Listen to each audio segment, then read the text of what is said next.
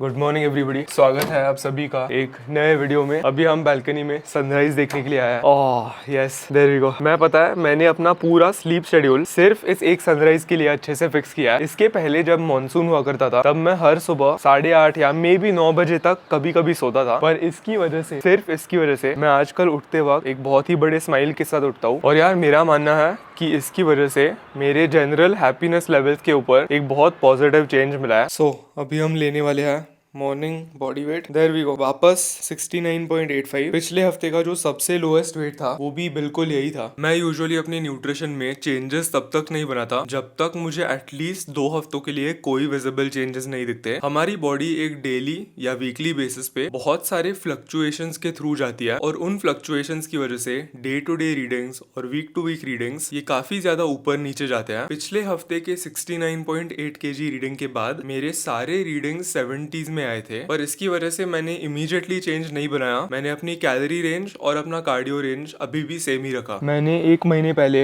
एक एक्सपेरिमेंट शुरू किया था जहां पर मैं हर दिन 1 स्कूप प्री वर्कआउट लेने के बजाय प्री वर्कआउट को हाफ स्कूप पर ट्रेनिंग सेशन पे रिस्ट्रिक्ट करूंगा। और मुझे इस एक्सपेरिमेंट के थ्रू ये देखना था कि मेरे नींद में कैसे पॉजिटिव बेनिफिट्स आते हैं। तो यार कैफीन का सीन कुछ ऐसा है, कैफीन हमारे ब्लड स्ट्रीम में बहुत सारे घंटों के लिए रहता है। अगर मैं दोपहर के 1 बजे एक कॉफी पीऊंगा या प्री वर्कआउट कंज्यूम करूंगा तो उन कैफिनेटेड ड्रिंक्स के थ्रू मुझे जो भी कैफीन मिल रहा है वो मेरे ब्लड स्ट्रीम में रात को 11 बजे तक रहने वाला है। तो ये जो 10 आवर वाला रूल है ये आप सब अपने दिमाग में रखो ताकि आपकी स्लीप इतनी इंटरफियर नहीं होती। तो ये जो रूल था ये मुझे पिछले 3 या 4 सालों से पता था और मैंने खुद के लिए कैफीन के लिए एक स्ट्रिक्ट कट ऑफ सेट किया था जो था दोपहर के 12 बजे। जैसे ही 12 बजते हैं मैं अपने बॉडी में कोई कैफीन इंजेस्ट नहीं करूंगा। इसका मतलब कोई प्री वर्कआउट नहीं और कोई कॉफी नहीं। हाउएवर रिसेंटली मेरे दिमाग में ये आया कि 12 बजे के पहले और सुबह उठने के बाद वो जो टाइम फ्रेम थी उसमें मैं काफी ज्यादा कैफीन कंज्यूम करता था। हर रोज ट्रेनिंग करने के पहले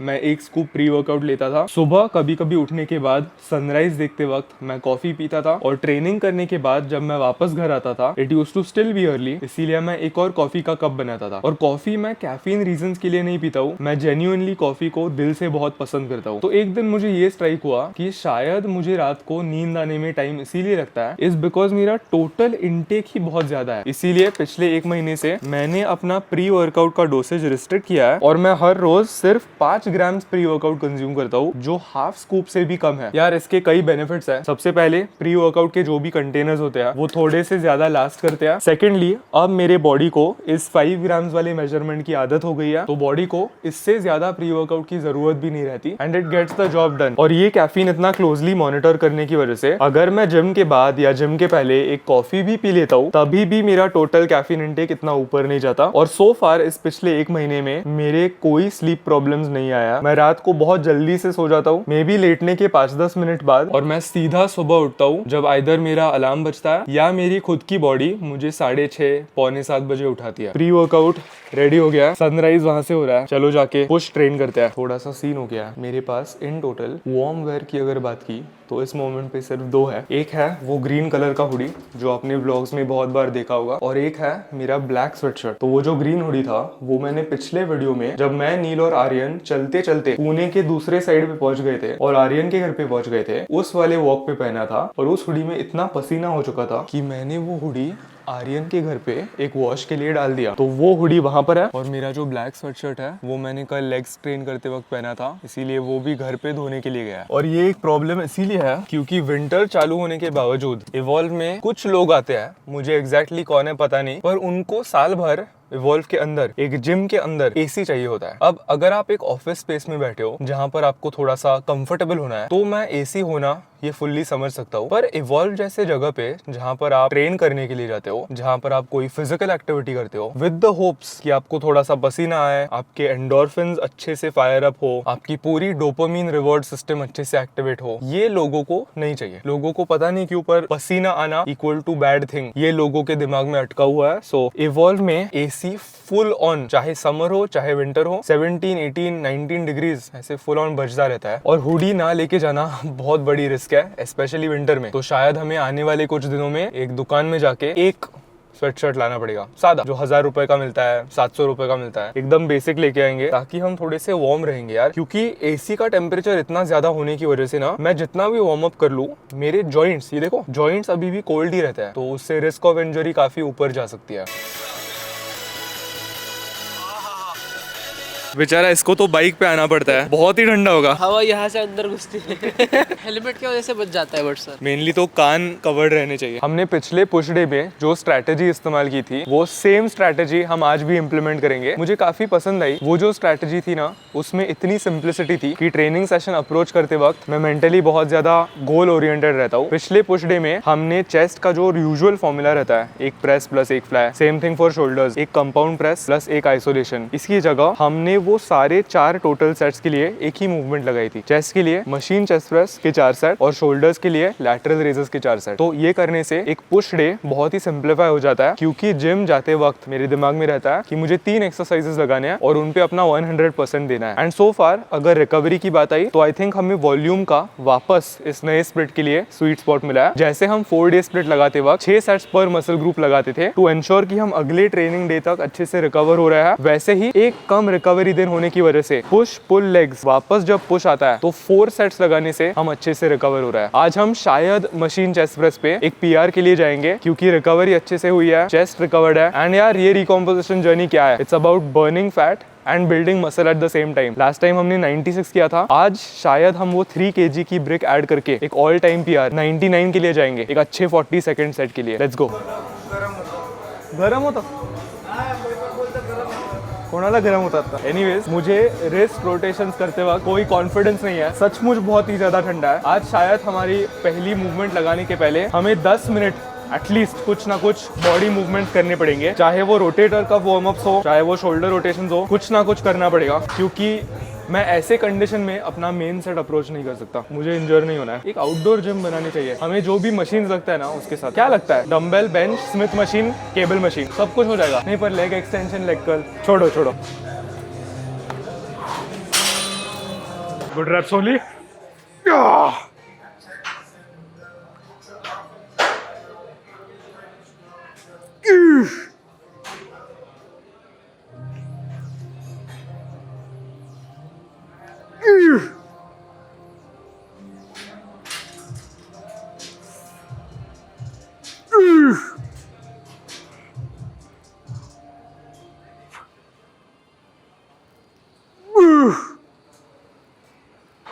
Not done yet.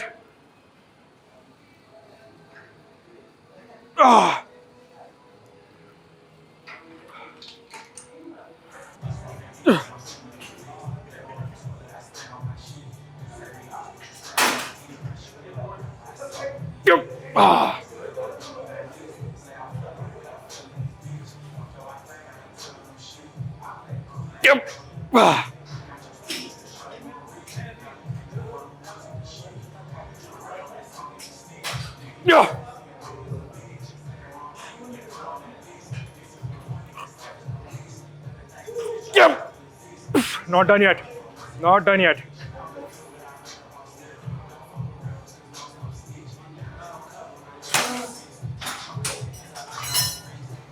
Good reps only.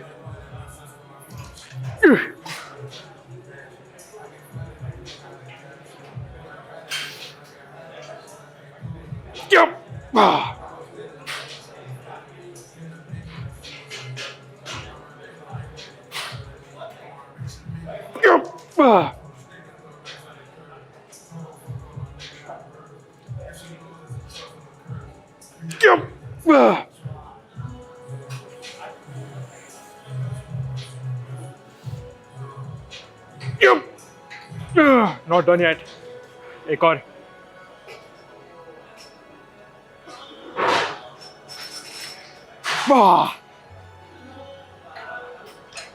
Class. Usually gyms का सीन कैसा रहता है, मंडे को जिम सबसे क्राउडेड होता है और जैसे फ्राइडे आते जाता है भीड़ कम होती है, लोगों का मोटिवेशन चला जाता है, इसीलिए यूजुअली थर्सडे जैसे दिन पे किसी भी टाइम पे जिम इतनी क्राउडेड नहीं होती सिवाय आज हम दोनों को शूट करने के लिए इतना प्रॉब्लम आ रहा है। अगर मैं बीच में कोई टॉक देने जा रहा हूँ, लोग बीच में आ रहा है, डम्बल्स रख रहा है, ये कर रहा है। मैंने जिम को थर्सडे को इतना क्राउडेड कभी नहीं देखा है। और केबल स्टेशन जिम का सबसे बिजी पीस ऑफ इक्विपमेंट होने की वजह से आज के शोल्डर मूवमेंट के लिए हम लैटरल रेजेस नहीं लगा पाए, इसीलिए हमने शोल्डर एक्सरसाइज आज डंबल ओवरहेड प्रेस लगा। इससे इतना ज्यादा फर्क नहीं पड़ने वाला, क्योंकि at the end of the day हम अभी भी शोल्डर से 4 सेट्स टिल फेलियर उतना काम करवा रहे हैं।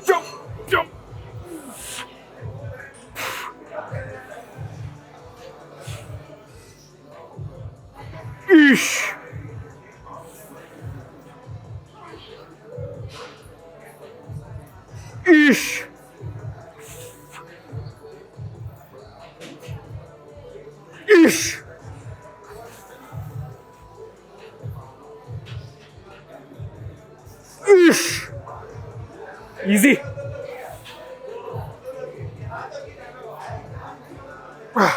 Not done yet. Class.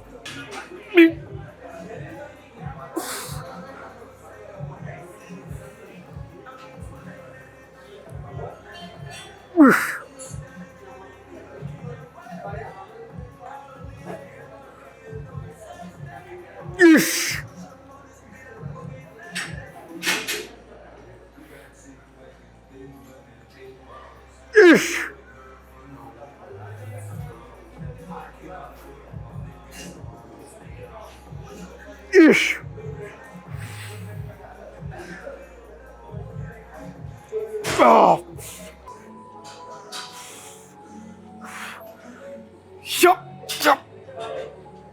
Ah. Good reps only.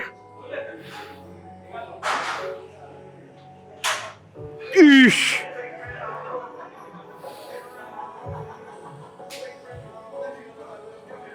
Ish.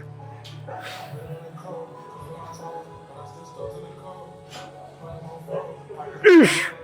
Easy.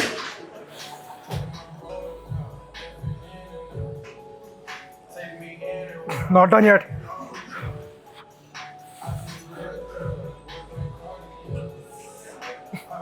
Yep.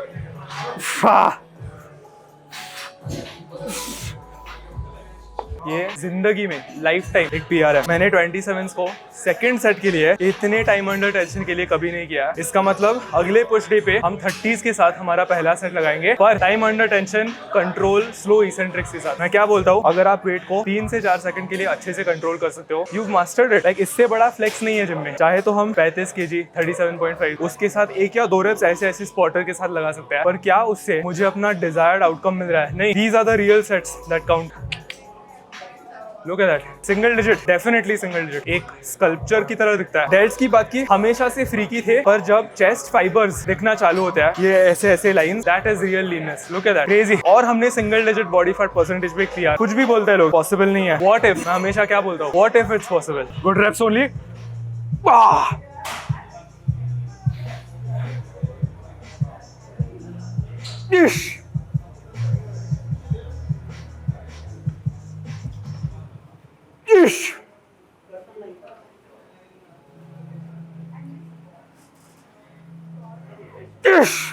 Not done yet.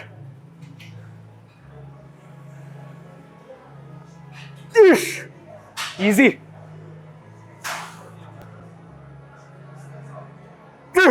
एक और।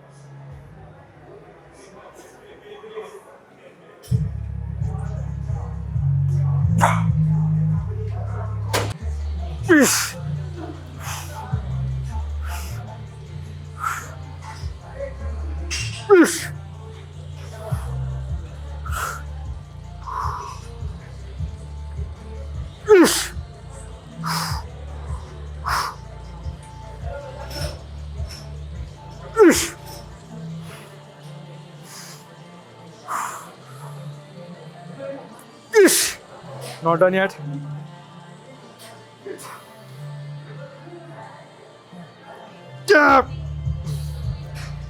Last set. Best set. Let's go home. 9% के पास नहीं, आई थिंक 9.5 या कुछ है। जस्ट 10 के नीचे। हाँ, mass monster to aesthetic monster. Yes.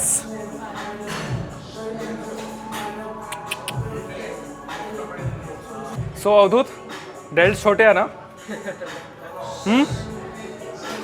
Not any more. Crazy. चांगलं दिसतंय? सेक्सी। मैं हर बार जब यहाँ पर पोस्ट करता हूँ, मैं एडिट करते वक्त अवधूत की आवाज़ सेक्सी सेक्सी।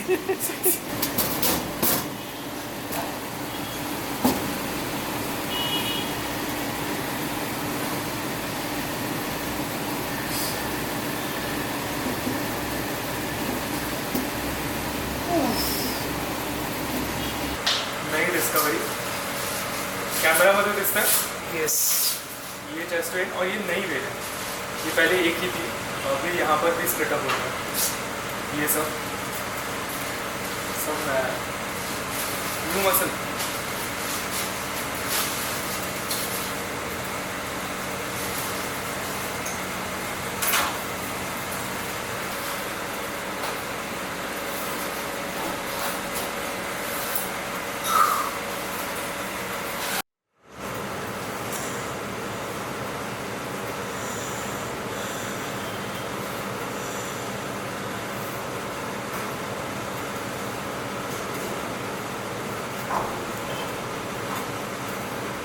एक बड़ी वजह कि मेरी रिकॉम्पोजिशन जर्नी इस बार इतनी स्मूथ जा रही है इज क्योंकि मैंने अपने खुद के हंगर क्रेविंग्स और हंगर सेंसेशंस को मास्टर करना सीखा है। हम सबको ये पता है कि फैट लॉस करने के लिए न्यूमेरिकली एक कैलोरी डेफिसिट में होना बहुत इंपॉर्टेंट है। नंबर्स और फैट लॉस बहुत स्ट्रांगली कोरिलेटेड होते हैं। आप सबको पता होगा कि अगर हम एक कैलोरी डेफिसिट में खाएंगे तो हमारा बॉडी फैट और वेट कम होगा, और अगर हम एक कैलोरी सरप्लस में खाएंगे तो हमारा बॉडी वेट इंक्रीज होगा। हाउएवर, नंबर्स को अगर हमने थोड़ा सा बाजू में रखा तो डाइटिंग करते वक्त एक बहुत ही इंपॉर्टेंट साइकोलॉजिकल कंपोनेंट आता है जिसके बारे में लोग इतना ज्यादा बातें नहीं करते। साइकोलॉजिकल कंपोनेंट्स को अगर देखा तो मेरे दिमाग में उनकी एक बहुत बड़ी लिस्ट है, और उस लिस्ट पे नंबर 1 आइटम है हंगर। हंगर क्या होता है? हंगर सिर्फ एक सेंसेशन होता है जिससे आपकी बॉडी आपको बताती है कि उसको थोड़ा सा खाना चाहिए। अब एवोल्यूशनरली अगर हमने हमारे एंसेस्टर्स और ह्यूमन एवोल्यूशन देखा तो हंगर एक बहुत ही इंपॉर्टेंट टूल था, क्योंकि वो जो हंगर था वो ट्रू हंगर था। वो एक ऐसे टाइप का हंगर था जो अगर हमने फुलफिल नहीं किया तो हमें बहुत बड़े प्रॉब्लम्स आ जाते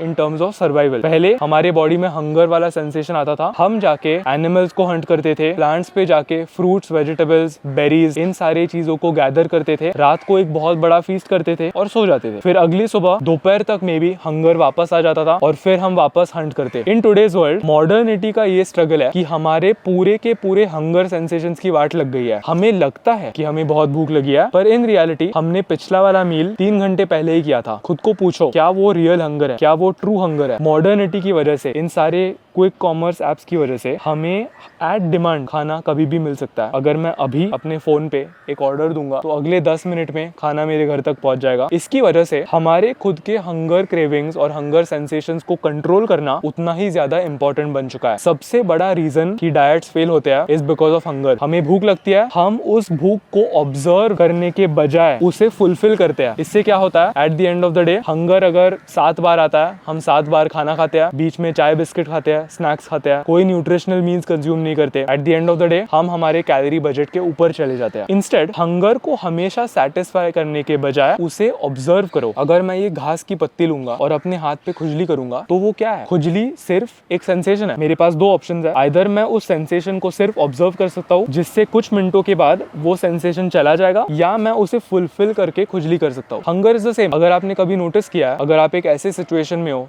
जहाँ पर आपके पास खाना नहीं है और अगर आपको भूख लगती है, सिंस आपके पास खाना नहीं है, you can't really eat, right? उस हंगर को आधे घंटे के बाद क्या हो जाता है? वो भूख चली जाती है। सो मेरा पॉइंट इससे यह है, अगर आप अपने खुद के हंगर को सिर्फ एक सेंसेशन जैसे ऑब्जर्व करोगे और सिर्फ एक सेंसेशन जैसे लेंस के साथ देखोगे तो आपको बार बार हंगर को सेटिस्फाई करने की नीड नहीं लगेगी। आपको एक फन फैक्ट बताता हूँ, ह्यूमन बीइंग्स बिना खाना खाए बहुत सारे दिनों के लिए, बहुत सारे महीनों के लिए सर्वाइव कर सकता है। अगर आपने ब्रेकफास्ट अभी 2 घंटे पहले खाया तो I am sure you can make it the entire day. बिल्कुल उस दिन की तरह कल भी थर्ड वेव में by one get one free था, इसीलिए हमने एक अलग कॉफी ली। यूजुअली मैं हमेशा ब्लैक कॉफी लेता हूँ क्योंकि ब्लैक कॉफी के अंदर 0 कैलोरीज होते हैं, पर आर्यन सुरेन इस एक पर्टिकुलर कॉफी को बहुत ज्यादा हाइप अप कर रहा था। ये कुछ वियतनामीज शेकर आटो या कुछ इसका नाम है, 130 कैलोरीज है पर सर्विंग, इसीलिए मैं एक आज पीऊंगा और वो वाली जो कॉफी है वो मैं कल पीऊंगा, क्योंकि 300 कैलोरीज लिक्विड्स के थ्रू कंज्यूम करना मेरे लिए एक फैट लॉस फेज में वेस्ट है, बिग नो। पर हाँ, ट्राई करेंगे। ऑल्सो यार, अगर किसी को स्टारबक्स के ओनर या स्टारबक्स के मार्केटिंग डायरेक्टर या थर्ड वेव के मार्केटिंग डायरेक्टर से किसी का कॉन्टैक्ट है तो प्लीज उनको बोलो कि मैं एक कोलैबोरेशन करने के लिए बहुत ही ज्यादा खुश हूँ। कॉफी दिल के पास वाली चीज है, बहुत ही अच्छा होगा। I will forever be grateful to you अगर आपने मुझे एक कैफे वाले बंदे से कनेक्ट किया तो। मेरा बस एक ही टेंशन है, ये दूध वाली कॉफी है, इसीलिए आई होप कल तक ये दूध खराब नहीं होता। टेस्ट करते हैं। अच्छी है, पर मुझे पर्सनली स्वीट कॉफी बिल्कुल पसंद नहीं है, क्योंकि जिस मोमेंट पे आप कॉफी के अंदर शुगर डालते हो, कॉफी का जो इफेक्ट है या जो बिटरनेस है, जो अरोमा है, जिसके लिए मैं उन बीन्स को ग्राइंड करके अच्छे से कॉफी ब्रू करता हूँ, वो पूरा मजा चला जाता है। नाइस दो, चेंज के लिए अच्छा है। आज शाम को भी हमारे 19,000 स्टेप्स पूरे हुए और आज शाम को मैं, नील और महर बिल्कुल पुराने दिनों की तरह नीचे सोसाइटी में चल रहे थे। That felt really great. पर आज का बड़ा फीस्ट, कीप इन माइंड कि हमने दोपहर से कुछ नहीं खाया, तो हमारी जो 2 मील्स अ डे वाली स्ट्रेटेजी है वो अभी भी चल रही है। पर आज के बड़े डिनर फीस्ट के लिए सबसे पहले 8 अंडों की भुर्जी। मुझे अपने हेल्दी फैट्स बहुत पसंद है। यहाँ पर डेजर्ट पार्ट 1 है, यहाँ पर डेजर्ट पार्ट 2 है। ये है 65 ग्राम्स मल्टीग्रेन ओट्स, जिसके अंदर हम आधा स्कूप वे प्रोटीन डालेंगे। ये हो गया आधा स्कूप, और दूसरा आधा स्कूप हम इस दही के अंदर डालेंगे। ये मेरा फाइनल डेजर्ट होगा। आप सबको पता ही है, दही और वे कॉम्बिनेशन, ये बेसिकली एक फ्रूट योगर्ट है जिसके अंदर बहुत सारा प्रोटीन है। Good night. सो ये क्वाड नॉर्मल है, पर ये हैमस्ट्रिंग देखो, ठीक है, माइंड मसल कनेक्शन देखो। What is that? कैसे हो रहा है ये? स्ट्राइएशंस दिख रहे हैं अब हैमस्ट्रिंग से।